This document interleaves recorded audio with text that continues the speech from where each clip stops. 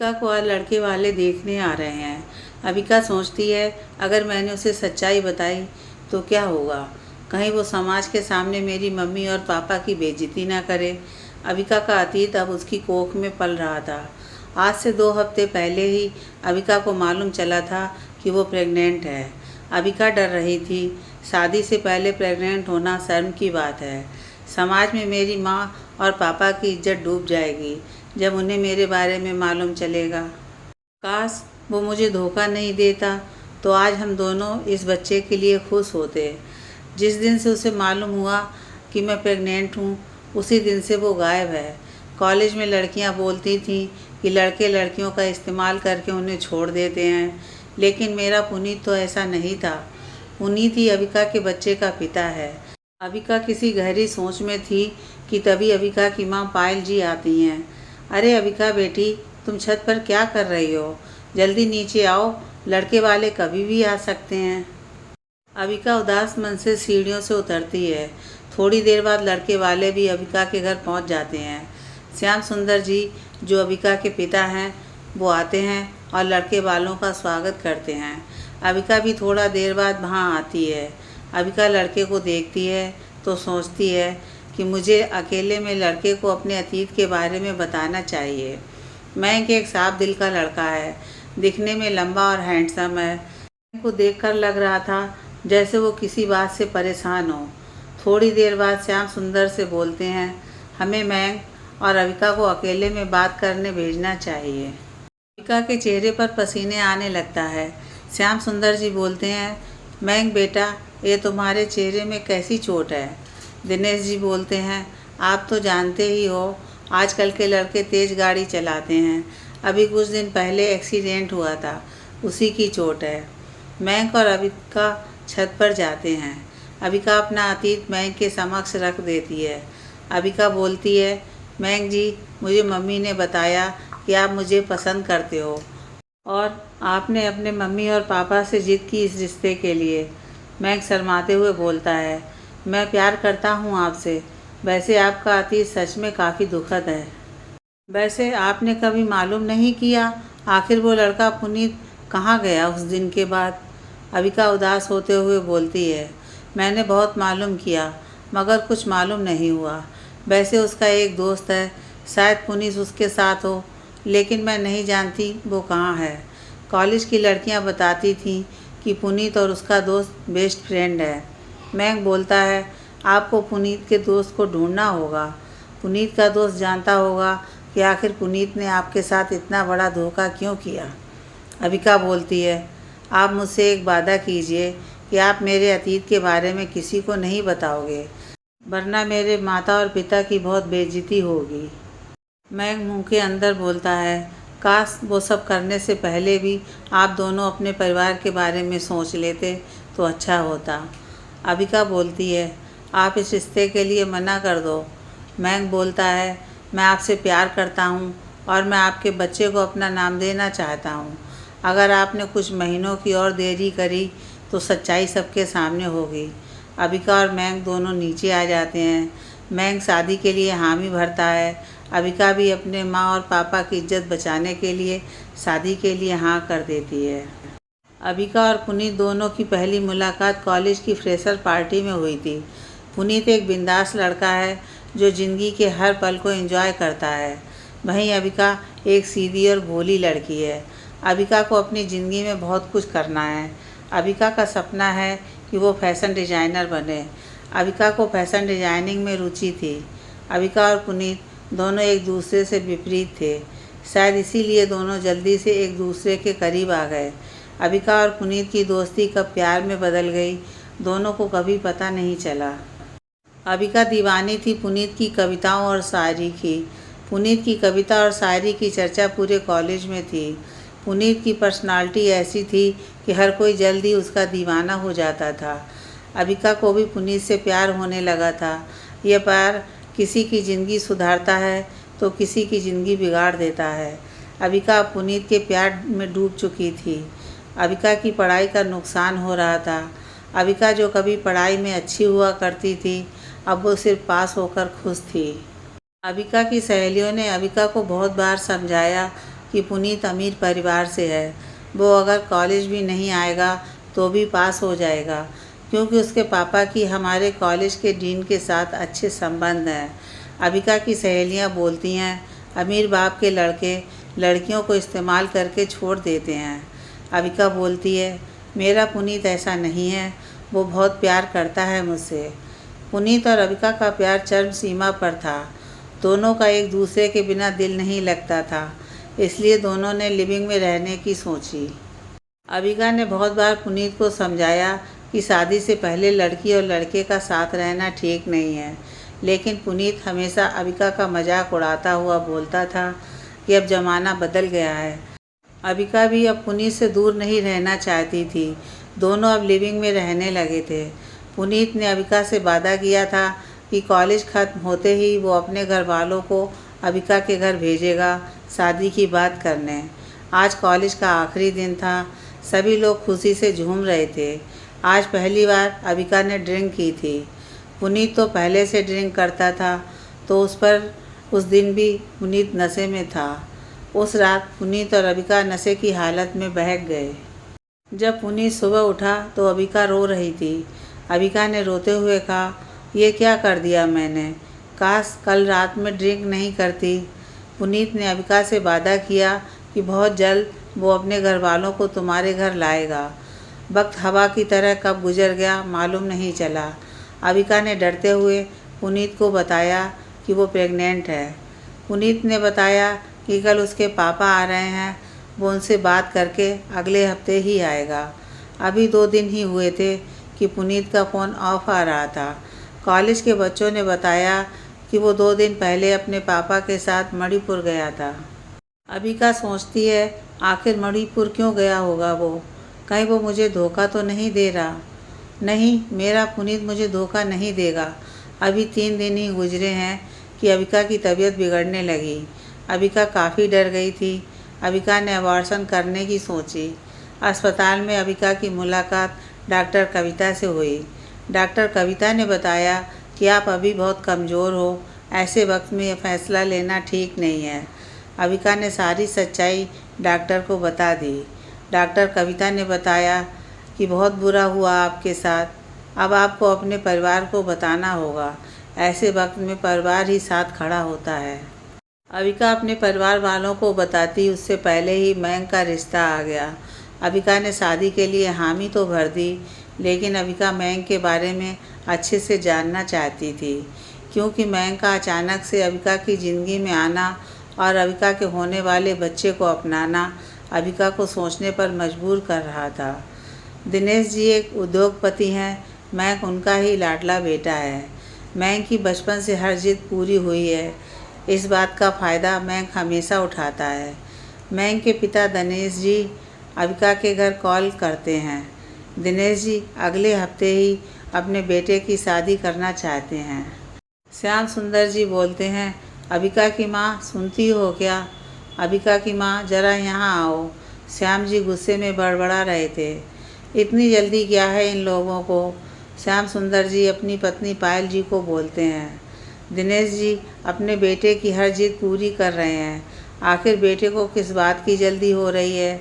मैंने सोचा था पेंशन के पैसे आ जाते तो कुछ महीने बाद की तारीख निकाल देते शादी की।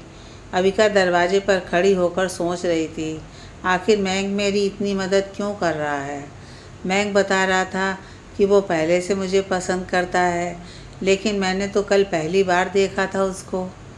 अबिका के मन में बहुत से सवाल थे जो उसे अंदर ही अंदर परेशान कर रहे थे।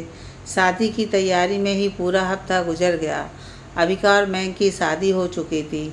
दोनों एक पवित्र डोरी में बंध चुके थे। अबिका के होने वाले बच्चे को पिता का नाम मिलने वाला था। अब आज शादी की पहली रात थी। मैंग के घर वालों और दोस्तों ने कमरा अच्छे से सजाया हुआ था। अबिका और मैंग जब कमरे में आते हैं तो मैंग बोलता है, अरे घर वालों ने तो इस कमरे को फूलों का बगीचा बना दिया है। अबिका बिस्तर में बैठती है और बोलती है, मैंग जी मुझे आपसे कुछ पूछना है। मैंग बोलता है, जी पूछिए, जो पूछना है आज रात ही पूछ लो, क्योंकि अब हमें एक नई ज़िंदगी की शुरुआत करनी है।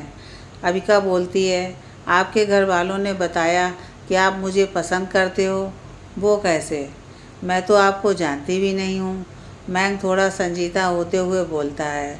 मैं आपके कॉलेज में कॉमर्स का विद्यार्थी था, यानी दूसरे डिपार्टमेंट में। मैं बहुत बार आपके सामने से गुजरा हूँ, लेकिन आपने कभी मुझ पर ध्यान नहीं दिया। कॉलेज के पहले दिन आपका रुमाल चोरी नहीं हुआ था। मैंने आपका रुमाल अपने पास संभाल कर रखा हुआ है। मैंग वो रुमाल अबिका को देता है। अबिका शर्माते हुए बोलती है, अगर मुझसे प्यार करते थे तो कभी मेरे पास क्यों नहीं आए? मैंग हंसते हुए बोलता है। वो 5 साल पहले वाला मैंग बहुत ही शर्मीला और सीधा लड़का था। उसे तो ठीक से बात करनी भी नहीं आती थी। अबिका बोलती है, मैंग जी, आप बहुत अच्छे हो, लेकिन मेरी मदद करने के लिए आपने अपनी ज़िंदगी ख़राब कर दी। एक ऐसी लड़की से शादी की जो पहले से प्रेग्नेंट है। आप अच्छे से जानते हो, मेरे दिल में पुनीत है। मैंग बोलता है, क्या आप आज भी पुनीत से प्यार करती हो? अबिका बोलती है, उसके प्यार की निशानी अपने कोख में पाल रही हूँ तो कैसे नफ़रत कर सकती हूँ उससे। मैंग और अबिका की दोस्ती अब होने लगी थी। अभी 1 महीना ही हुआ था कि अबिका की तबीयत बिगड़ने लगी। मैंग और अबिका अब डॉक्टर के पास जाते हैं। अबिका बोलती है, मैं डॉक्टर कविता को जानती हूँ, हमें उनके पास ही जाना चाहिए। वो मेरी कंडीशन अच्छे से जानती हैं। जब डॉक्टर कविता ने मैंग को देखा तो डॉक्टर कविता ने हैरानी से पूछा, मैंग, तुम यहाँ? मैंग ने कविता को बताया कि ये मेरी बीवी है अबिका। लेकिन कविता, तुम शादी में क्यों नहीं आई? पापा याद कर रहे थे तुम्हें। कविता हिचकिचाते हुए बोलती है, मैं उन दिनों शहर से बाहर थी। मैंग भी मुस्कुराते हुए अबिका की तरफ देखता है। मैंग के बाहर जाते ही अबिका बोलती है, आप दोनों एक दूसरे को जानते हो? डॉक्टर कविता बताती है, मैं और मैंग स्कूल के दोस्त हैं। वैसे तुम जिस लड़के की बात कर रही थी, क्या वो यही है? अबिका बोलती है, मैंग जी बहुत अच्छा लड़का है। मेरे होने वाले बच्चे को वो अपना नाम देना चाहता है। अबिका थोड़ा सोचकर बोलती है, जितना मुझे याद है आप तो मेरी शादी के वक्त यहीं थी, तो आपने झूठ क्यों बोला? कविता थोड़ा रुककर बोलती है, अबिका, बुरा मत मानना, लेकिन मैं मैंग को बहुत पहले से पसंद करती हूँ, लेकिन वो हमेशा मुझे अपनी दोस्त मानता है। अबिका सोचती है, मैंग जी तो मुझे पसंद करते थे। काश वो मेरी बजाय कविता को पसंद करते तो वो एक अच्छी ज़िंदगी गुजारते। थोड़ी देर बाद मैंग और अबिका घर के लिए निकल पड़ते हैं। अबिका देख रही थी कि मैंग उसके साथ खुश है। अबिका सोचती है कि कोई लड़का ये जानने के बाद कैसे खुश रह सकता है कि उसकी बीवी की कोख में उसकी बीवी के प्रेमी की निशानी पल रही है। उसकी बीवी के दिल में उसकी कोई जगह नहीं है। ऐसे हालात में कैसे खुश रह सकता है कोई? घर में खुशी का माहौल था।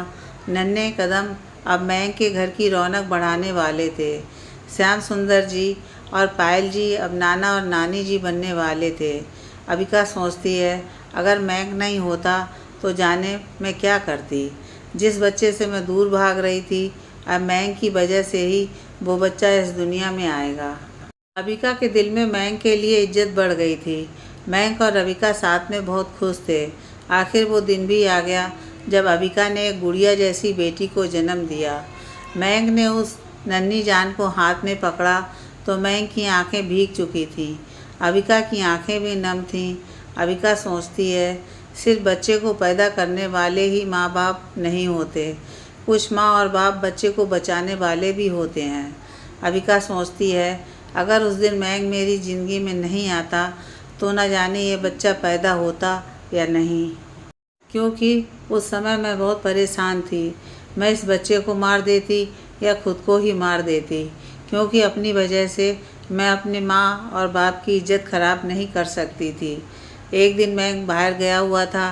दिनेश जी ने अपनी अलमारी की चाबी अबिका को दी और बताया कि बेटा, आज दिन में ड्राइवर के हाथों लाल और नीले रंग की फ़ाइल दे देना। दिन में जब ड्राइवर घर आया तो अबिका ने वो दोनों फाइलें दे दीं। ड्राइवर के जाते ही अबिका बोलती है, जब तक मेरी गुड़िया रानी सो रही है तब तक मैं घर का कुछ काम ही कर लेती हूँ। जब से गुड़िया हुई है तब से पापा जी और मैंग जी मुझे कुछ काम नहीं करने देते। अविका बोलती है, आज पापा जी की अलमारी की सफाई कर देती हूँ, कितनी धूल लगी है फाइल में। अविका देखती है अलमारी में बहुत सारी पेंटिंग्स हैं और ये क्या, ये कोई डायरी है। लगता है पापा जी भी डायरी लिखते हैं। अविका ने डायरी पढ़नी शुरू की। उसमें बहुत सारी शायरी और कविताएं थीं। अविका को ऐसा लगता है शायद ये शायरी और कविता पहले भी उसने पढ़ी हैं। तभी अविका बोलती है, ये कविता और शायरी तो पुनीत की हैं, लेकिन ये सब पापा के पास कैसे आईं? तभी अविका डायरी का पन्ना ध्यान से देखती है। उसमें लिखा था मैंग। अविका सोचती है, तो क्या सारी कविता और शायरी मैंग ने लिखी थी? अविका बेचैन हो जाती है। तभी कुछ फ़ोटो नीचे गिरती हैं। उसमें मैंग और पुनीत साथ में। अविका रोने लगती है और बोलती है, इसका मतलब मैंग वही दोस्त है पुनीत का जिसे मैं ढूंढ रही थी। मैंग जी जानते थे पुनीत को। अविका की शादी को 1 साल होने वाला था। मैंग के साथ रहकर अविका सब कुछ भूल गई थी, शायद पुनीत को भी। तभी मैंग का मैसेज आता है, आज हमारी शादी की सालगिरह है तो मैंने घर में पार्टी रखी है। अगर तुम्हें शॉपिंग में ले जाना है तो बताओ, मैं अभी घर आता हूँ, इसी बहाने अपनी गुड़िया को देख लूँगा। अविका मैसेज करती है, मुझे शॉपिंग नहीं करनी, पार्टी में मिलते हैं। अविका रोते हुए सोचती है, लेकिन मैंग ने मुझसे ये सब क्यों छुपाया? आखिर पुनीत कहाँ है? मैंग को ज़रूर मालूम होगा। आज शादी की सालगिरह है मैंग और अविका की।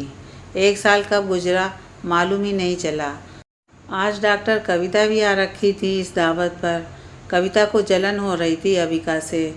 दिनेश जी अपनी पोती गुड़िया के साथ बहुत खुशी से खेल रहे थे। दिनेश जी कमरे में अकेले थे। डॉक्टर कविता दिनेश जी को अविका के बारे में बताती हैं। दिनेश जी बोलते हैं, क्या बोल रही हो कविता? कविता बोलती हैं, मैं सच बोल रही हूँ, झूठ बोला गया है आप सब लोगों से। मैंग और अविका ने सबकी आंखों में पट्टी बांध रखी है। यह एक पाप है जो अविका और उसके प्रेमी के बीच उस रात को हुआ था, जो गलती से इस दुनिया में आया है। अविका शादी से पहले आई थी मेरे पास इस बच्ची को मारने के लिए। एबार्शन कराना चाहती थी अविका, लेकिन आपके बेटे मैंग ने इस पाप को अपने खानदान का नाम देने की सोची। दरवाजे पर खड़े श्याम सुंदर जी सारी बात सुन लेते हैं। उन्हें दिल का दौरा पड़ता है। सभी लोग वहां आ जाते हैं। अविका डरते हुए बोलती है, पापा क्या हुआ आपको? मैंग तुरंत अपनी गाड़ी में श्याम सुंदर जी को अस्पताल ले गए। जब श्याम सुंदर जी को होश आया तो उन्होंने अकेले में अपनी बेटी और दामाद जी को बुलाया। श्याम सुंदर जी ने अपने बेटी से बोला, ये क्या किया बेटी तुमने? शादी से पहले प्रेग्नेंट? अगर ये बात थी तो एक बार हमें बता देते। श्याम सुंदर जी रोते हुए बोलते हैं, दिनेश जी हमें गलत समझ रहे हैं। मैंग बोलता है, पापा जी मैं उनसे बात करूँगा। श्याम सुंदर जी बोलते हैं, तुमने मेरी बेटी को सहारा दिया, अगर आज तुम नहीं होते तो हम समाज के सामने कैसे नज़र मिलाते। मैंग बोलता है, मैं आपकी बेटी से प्यार करता हूँ तो उसको कैसे अकेले छोड़ देता। अविका गुस्से से मैंग को देखते हुए सोचती है, आप क्या सच बोल रहे हैं और क्या झूठ, कुछ समझ नहीं आ रहा। मैंग जी ना जाने कौन से राज आपके अंदर दफन है। मैंग बोलता है, आपको कैसे मालूम हुआ ये सब? श्याम सुंदर जी कविता की कही बात बताते हैं। श्याम सुंदर जी की बात सुनकर मैंग बाहर निकलता है और सीधे डॉक्टर कविता के केबिन में जाता है। कविता, क्या ज़रूरत थी तुम्हें पापा को ये सब बताने की? कविता बोलती है, माफ़ करना मैंग, मुझे नहीं मालूम था कि ये सब होगा। कविता बोलती है, मैं तुमसे प्यार करती हूँ, आज से नहीं बहुत सालों से। मैंग बोलता है, लेकिन अब मेरी शादी हो गई है, अब मेरी बीवी और मेरी बेटी ही मेरे लिए सब कुछ हैं। कविता बोलती है, बेटी? मैंग तुम भूल रहे हो, वो तुम्हारी बेटी नहीं है। मैंग और अविका अस्पताल से निकल जाते हैं। घर पहुंचकर मैंग के पापा गुस्से में बोलते हैं, इतना बड़ा झूठ हमारे साथ। मैंग बोलता है, पापा मैं अविका से प्यार करता हूँ और गुड़िया मेरी बेटी है। दिनेश जी गुस्से में बोलते हैं, न जाने किसका गंदा खून होगा ये। मैंग चिल्लाते हुए बोलता है, ये गंदा खून नहीं है, ये हमारे परिवार का खून है, ये पुनीत का खून है, उसकी बेटी है ये। दिनेश जी रोते हुए बोलते हैं, क्या सच में ये पुनीत की बेटी है? अबिका हैरान होकर सब सुन रही थी। आखिर पुनीत का क्या रिश्ता है इन लोगों से? अबिका और मैंग जैसे कमरे में आते हैं, अबिका अपने सवालों की बारिश शुरू कर देती है। मैंग चुपचाप रहता है। अबिका बोलती है, आखिर पुनीत को कैसे जानते हैं आप? आखिर आपने इतनी बड़ी सच्चाई क्यों छुपाई मुझसे? मैंग बोलता है, मुझे धोखा दिया था पुनीत ने, मेरे भोलेपन का अच्छा फ़ायदा उठाया था उसने। मैंग अतीत के पन्नों में चला जाता है, जब मैंग छुप छुप कर अबिका को देखा करता था, लेकिन कभी हिम्मत नहीं हुई अपने दिल की बात कहने की। पुनीत के पापा शेखर जी और मम्मी केमी जी ने लव मैरिज की थी। पुनीत के पापा एक बार काम के सिलसिले से मणिपुर की पहाड़ियों की तरफ गए थे। वहीं उनकी मुलाकात केमी नाम की लड़की से हुई। धर्म और संस्कृति की दीवार थी, लेकिन दोनों ने हालात से अच्छे से मुकाबला किया और दोनों ने शादी कर ली। लेकिन शायद उनकी किस्मत को कुछ और मंजूर था। जब पुनीत 5 साल का था तो पुनीत की माँ केमी ने इस दुनिया को अलविदा कह दिया। पुनीत के पिता अब दिल्ली आ गए, जहाँ उनकी मुलाकात दिनेश जी से हुई। गुजरते वक्त के साथ दोनों दोस्त अब भाइयों जैसे हो गए थे। वहीं दोनों दोस्तों के बेटे पुनीत और मैंग भी अब जवान हो गए थे। पुनीत बहुत तेज और चालाक था, वहीं मैंग बिल्कुल विपरीत था। मैंग सीधा और शर्मीला लड़का था। कॉलेज का पहला दिन था। मैंग और पुनीत जब कॉलेज पहुँचे तो मैंग को एक लड़की पसंद आ गई। मैंग ने पुनीत को शर्माते हुए बताया कि दोस्त, मुझे वो लड़की पसंद है, क्या तू हमारी दोस्ती करवाएगा? पुनीत ने हामी भरी कि वो मैंग की दोस्ती उस लड़की से करवाएगा। वो रोज़ उस लड़की के पास जाता, लेकिन उसने कभी मेरे बारे में बात नहीं की। एक दिन पुनीत ने मुझे बताया कि उस लड़की का नाम अबिका है और वो मुझे प्यार करती है, यानी पुनीत को। वो तेरे लिए नहीं बनी है, वो सिर्फ पुनीत के लिए बनी है। मैंने बहुत बार तुम्हारे लिए शायरी और कविता लिखी थी, लेकिन कभी तुम्हें बता नहीं पाया। पुनीत मेरी शायरी और कविता के बलबूते पर कॉलेज का हीरो बन गया था। मेरे पापा को मेरा शायरी और कविता लिखना पसंद नहीं था, इसलिए मैं शायरी और कविता अपने दोस्त पुनीत को दे दिया करता था। उसकी खुशी में भी खुश हो जाता था। मुझे नहीं मालूम था कि वो शायरी और कविता से तुम्हें इम्प्रेस कर रहा है। जब मुझे मालूम चला कि तुम और पुनीत लिविंग रिलेशन में रह रहे हो, उस दिन मैं बहुत रोया। मुझे खुद पर गुस्सा था कि आज मेरे शर्मीलेपन की वजह से मेरी पहली मोहब्बत दूर हो गई, क्योंकि तुम्हें पहले मैंने पसंद किया था। मैंने ही पुनीत को तुम्हारे पास भेजा था। मुझे नहीं मालूम था कि वो तुम्हें पसंद करने लगेगा। काश उस दिन मैं पुनीत को तुम्हारे पास नहीं भेजता। वैसे तुम हो ही इतनी प्यारी, किसी को भी प्यार हो जाएगा तुमसे। पुनीत जब भी मुझे मिलता तो तुम्हारी खूबसूरती के बारे में बात करता। वो जानता था कि मैं तुम्हें प्यार करता हूँ। वो मुझे परेशान करने के लिए ऐसा बोलता था। कॉलेज के आखिरी दिन मुझे मालूम चला कि वो मेरी शायरी और कविता से अबिका को इम्प्रेस करता था। मैं गुस्से में उसके हॉस्टल के कमरे की तरफ गया। शायद गुस्से में मैं भूल गया था कि तुम और पुनीत लिविंग में हो। तुम्हारा और पुनीत का कमरा सबसे ऊपर था, तो वहाँ कोई नहीं आता था, और तुम्हारे कमरे की डुप्लीकेट चाबी मेरे पास भी थी, क्योंकि तुम्हारे लिविंग रिलेशन से पहले मैं और पुनीत उसी कमरे में रहते थे। जब मैं तुम्हारे कमरे में गया तो मैंने तुम्हें और पुनीत को साथ में देखा तो मेरी आंखें फट गईं। मैं रोते हुए घर आ गया। पूरी रात मैं सोचता रहा, आखिर मैं उस कमरे में क्यों गया। कुछ दिन बाद मुझे अचानक से पुनीत का कॉल आया। उसने बताया कि वो और अबिका शादी करने वाले हैं। वो और उसके पापा मणिपुर जा रहे हैं कुछ काम से। उसके बाद पुनीत अपने पापा को लेकर तुम्हारे घर आने वाला था, शादी का प्रस्ताव लेकर। अबिका की आंखें नम हो गई थीं। अबिका बोलती है, काश तुम कॉलेज में अपने दिल की बात बोल देते, मुझे तुम्हारे लिए बुरा लग रहा है। मैंग हंसते हुए बोलता है, तुम पुनीत को प्यार करती थी तो मैं कैसे अपने दिल की बात बोल देता। मेरे दोस्त की मोहब्बत थी तुम। अबिका बोलती है, अगर वो मुझसे शादी करना चाहता था तो क्यों नहीं आया मेरे घर। मणिपुर क्यों गया वो पहले? उसे तो अपने पापा के साथ मेरे घर आना था। मैंग बोलता है, मैंने तुम्हें बताया था कि पुनीत की माँ मणिपुर से थी। पुनीत के पापा शेखर जी चाहते थे कि वो मणिपुर जाए और पुनीत के नाना और नानी का आशीर्वाद ले। उस दिन शेखर जी और उनके बेटे पुनीत मणिपुर पहुंच गए, पुनीत के नाना और नानी से मिलने। आज पुनीत की माँ की आखिरी ख्वाहिश पूरी हो गई। पुनीत को देखकर नाना और नानी की आंखें नम हो गईं। वो पुनीत को पकड़कर रोने लगे और अपनी बेटी केमी को याद करने लगे। अपनी बेटी की आखिरी निशानी को देखकर वो सारा गुस्सा भूल गए। उस काली रात को जब सभी लोग सो रहे थे, तभी बाहर कुछ हल्ला सुनाई दिया। जब बाहर जाकर देखा तो बाहर लोगों की चीखें सुनाई दे रही थीं। पूरा गांव आग की लपटों में झुलस रहा था। पुनीत वहां से भागने में सफल रहा, लेकिन उस हादसे में पुनीत ने अपने पिता, नाना और नानी को खो दिया। पुनीत को जिंदा जलते हुए लोगों की चीख सुनाई दे रही थी।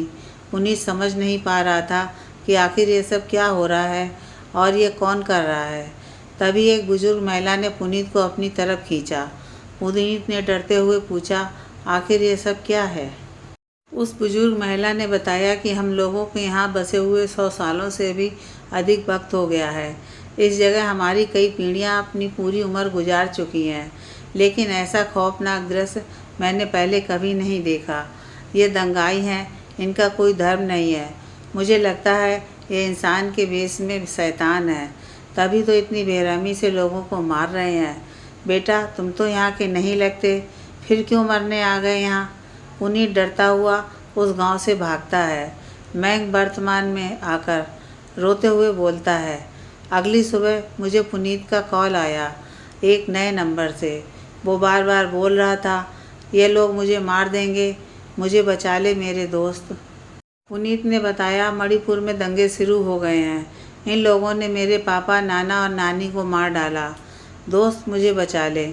अतीत के पन्ने याद करते हुए मैंग का गला सूख जाता है। मैंग पानी पीता है। मैंग बोलता है, यह वही मई का महीना है जब मणिपुर में दंगे शुरू हुए थे। अबिका डरते हुए बोलती है, फिर क्या हुआ? क्या तुम गए वहाँ? मैंग उदास होते हुए बोलता है, उन दिनों वहाँ कर्फ्यू था। किसी दूसरे राज्य से मणिपुर जाना मुश्किल था। पुलिस वाले नहीं जाने दे रहे थे। ये मेरी दोस्ती की परीक्षा थी। मैं एक एम्बुलेंस में छुपकर चला गया। मैंने वहाँ पुनीत को बहुत ढूंढा, लेकिन पुनीत का कुछ पता नहीं चला। वहाँ दंगे अभी भी चल रहे थे। चारों तरफ पुलिस घूम रही थी। एक इंसान दूसरे इंसान का खून बहा रहा था। मणिपुर की पावन धरती खून से लाल हो रखी थी। मैं काफ़ी डर गया था। उसे ऐसा डरावना दृश्य कभी नहीं देखा था। मैं उस दुकान में गया जहाँ से कॉल आया था। मैं बोलता है, मैं दिल्ली से आया हूँ। यहाँ से कुछ दिन पहले एक कॉल आया था।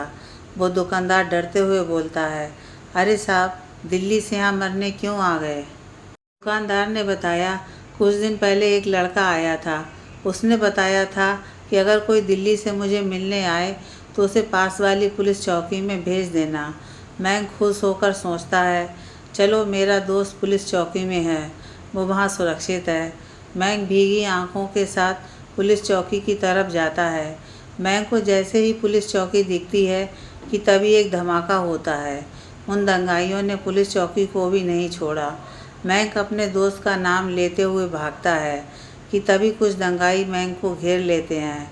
मैंग डरते हुए बोलता है, वहाँ मेरा दोस्त है, मुझे जाने दो। वो दंगाई बोलते हैं कि इन लोगों ने हमारे परिवार को नहीं छोड़ा, तो हम कैसे इनको छोड़ दें।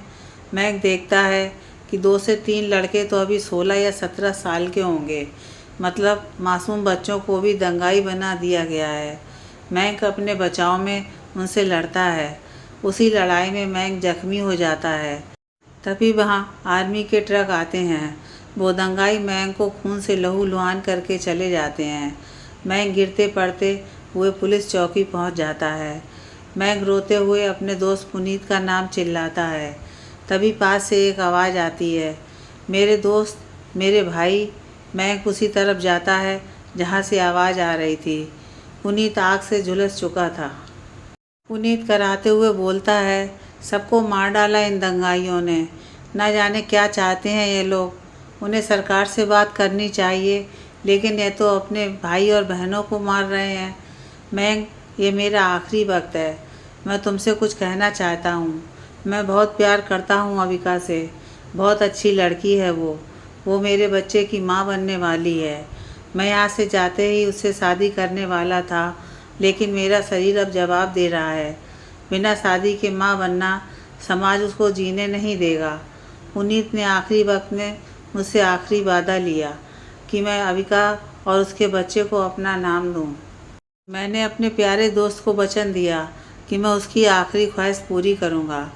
पुनीत के आखिरी शब्द थे, तेरे जैसा दोस्त पाकर मैं चैन से मर सकता हूँ। थोड़ी देर में आर्मी वाले वहाँ आ गए और वो लोग मुझे अस्पताल ले गए।